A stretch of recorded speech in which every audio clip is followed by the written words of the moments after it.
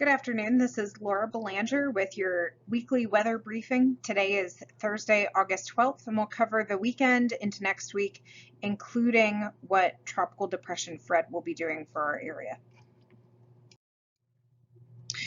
So for the highlights, we have scattered to numerous showers and thunderstorms that are expected each afternoon and evening over the next few days. We'll talk about that a little bit more. Widespread severe weather is not going to be expected with these storms, but isolated strong to severe storms are possible.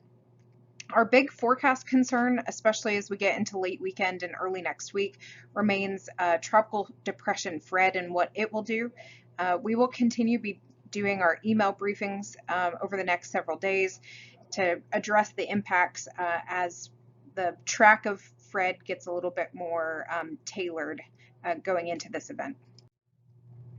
Now, as far as our current conditions out there, you can see that we do have some cloud cover that remains over North Georgia, some additional cloud cover now developing over Middle Georgia, and way down here out over the ocean, we've got Fred.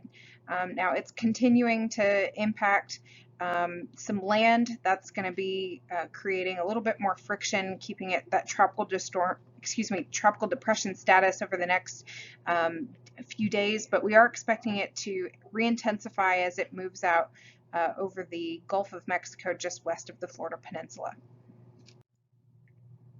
So as far as our weather map showing us today, we do have high pressure that's very well entrenched over the area. We've got ample moisture that's under that high pressure that's really keeping things really soupy over the region. That's what's going to be promoting the afternoon and evening showers and thunderstorms today, tomorrow, and then again as we get into the weekend. So this is now what Friday looks like. And then as we get into Saturday, there is a frontal boundary that sinks down into the Tennessee Valley. It's going to provide a little bit more of a focus over North Georgia for additional shower and thunderstorm chances, and so you'll see our highest precip chances over that northern tier of the state.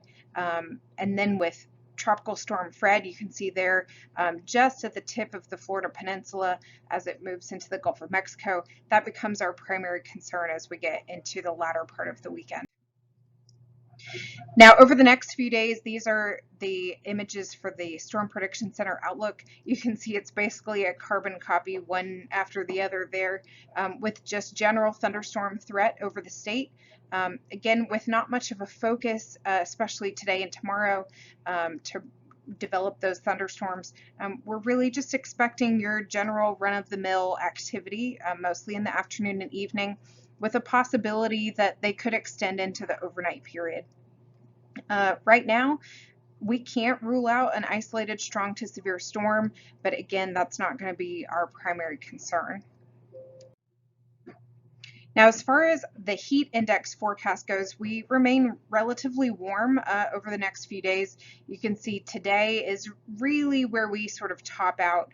A lot of middle Georgia there is in the low 100-digit heat index values. We're seeing a lot of the metro Atlanta area in the upper 90s approaching 100, and so that's still a concern for us. We're still below heat advisory criteria, but something to definitely watch out for if you're outside for a prolonged period of time.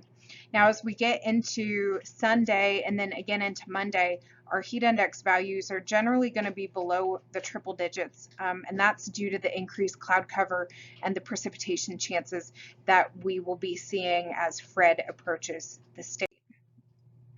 Now, on to Fred. We've been talking about this for a few slides now, and so let's get into the details. Tropical Depression Fred is where it's sitting now. You can see there on the map, just off the coast of Cuba. At this point, though, what we're expecting is it to ride along that coastal boundary, and then as it transitions into the Gulf of Mexico, it'll regain some of its strength. There is some question of the intensity forecast as it interacts with the Florida Peninsula on that east side of the track, but it is expected at this point to still make landfall by Monday morning to the Florida Panhandle. It then continues to ride along the Georgia-Alabama border and then becomes a tropical depression, weakening into the state. Now, the majority of the state is on what we would consider the dirty side of the storm. So that's the area that's going to have the highest rain chances and the highest wind speeds. And so that's something that we continue to watch as this forecast gets kind of better aligned with what the models are showing us.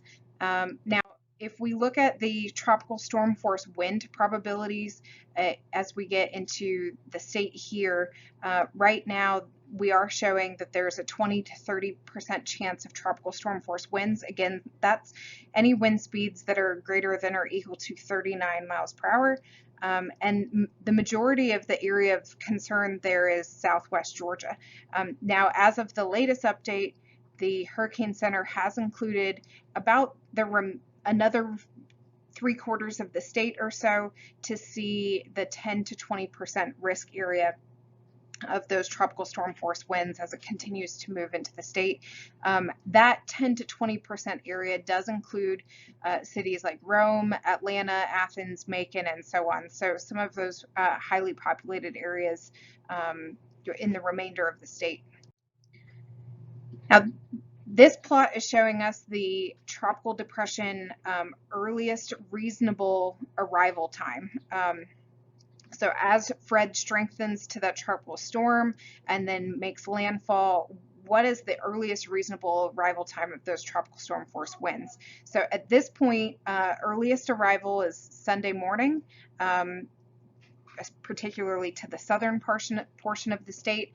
But if you look at the most likely arrival time, which is shown in this image, it's looking like the most likely is actually late on Sunday. So that's something, again, that we will continue to watch. This is as of the 11 a.m. advisory issued by the Hurricane Center. And so as we move into the weekend, definitely something that we will continue to kind of pin down better for you. Now, as far as the expected rainfall totals for this event, this is the Weather Prediction Center's day 1 through 7 QPF. And so this is showing our rainfall totals for the next week.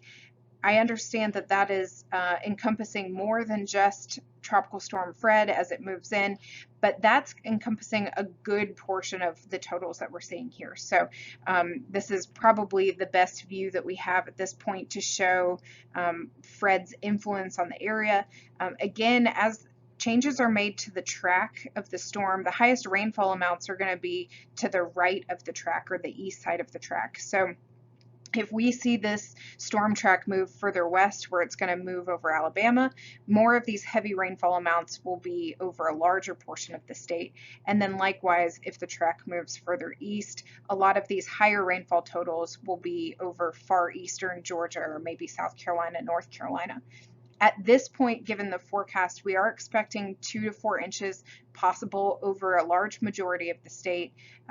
Keep in mind that that's a good range to expect, but isolated amounts of 4 inches or higher are still possible, particularly in the higher elevations of North Georgia, and then some of those areas right along the Georgia-South Carolina line. Now, that's not all, unfortunately. At this point, our 5-day tropical weather outlook does include another area that's well off in the ocean now.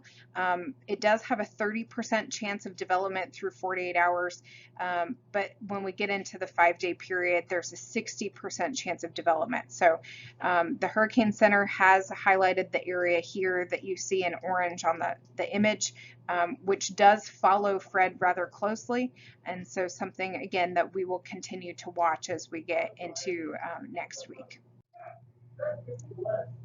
Now, for those of you who are looking for a little bit of relief to our August temperatures, that relief may be coming here in the 6 to 10 day period.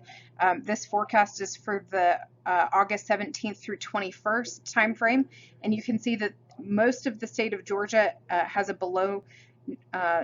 probability of below normal temperatures during that time frame, and then we are looking at a chance of above normal rain chances for that same period.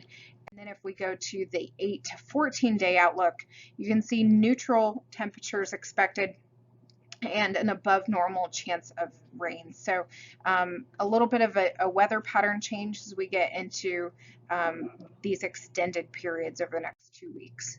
Now, as far as the summary is concerned, again, like we talked about, we're looking for scattered to numerous showers and thunderstorms each afternoon and evening for the next several days before Fred begins to impact the area. Although widespread severe storms are not expected, we can't rule one out. And as Tropical Depression Fred strengthens into tropical storm before making landfall this weekend, we are expecting our main impacts to be mostly late in the day on Sunday, and then as we get into the early part of the work week next week. We will continue to do our email briefings over the next several days. There's a possibility that if necessary, we could do special webinars, and so keep a lookout for that as well. Feel free to reach out to us via one of the options here listed on this slide. Thank you for joining us today, and we look forward to having you join us again next week.